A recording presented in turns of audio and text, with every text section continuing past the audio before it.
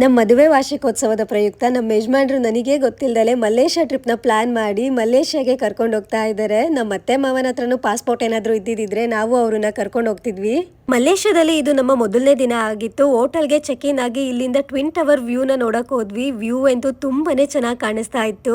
ನಾನು twin tower ಹತ್ರ ಬರಬೇಕು, ಟ್ವಿನ್ ಟವರ್ ನ ನೋಡ್ಬೇಕು ಅನ್ನೋ ಆಸೆನ ಇವತ್ತು ನಮ್ಮ ಯಜಮಾನ್ರು ಈಡೇರಿಸಿದ್ದಾರೆ. ಅವ್ರಿಗೆ ಎಷ್ಟೇ ಥ್ಯಾಂಕ್ ಯು ಹೇಳಿದ್ರು ಸಾಲಲ್ಲ.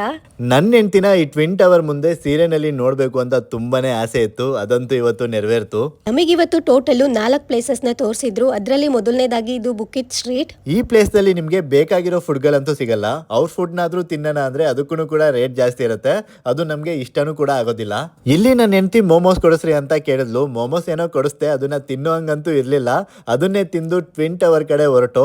ಇಲ್ಲಿ ನಿಮ್ಮ ಫೋಟೋಸ್ ತೆಗಿಯಕ್ಕೆ ಅಂತಾನೆ ಸುಮಾರು ಜನ ಇರ್ತಾರೆ. ಬಕ್ರಾ ಮಾಡೋದಕ್ಕೂ ಕೂಡ ಕಾಯ್ತಾ ಇರ್ತಾರೆ. ಆದಷ್ಟು ನೀವು ಹುಷಾರಾಗಿರಿ. ಜೀವನದಲ್ಲಿ ಪ್ರೀತಿ ಮತ್ತೆ ನಂಬಿಕೆನ ಯಾವತ್ತೂ ಕಳ್ಕೊಳಕ್ ಹೋಗ್ಬೇಡಿ. ಯಾಕೆಂದ್ರೆ ಪ್ರೀತಿ ಎಲ್ರ ಮೇಲೂ ಹುಟ್ಟಲ್ಲ, ನಂಬಿಕೆ ಎಲ್ರ ಮೇಲೂ ಬರಲ್ಲ. ಎಲ್ಲರ ದಿನ ಶುಭವಾಗಲಿ. ಎಲ್ರೂ ಖುಷಿ ಖುಷಿಯಾಗಿ ಇರಿ.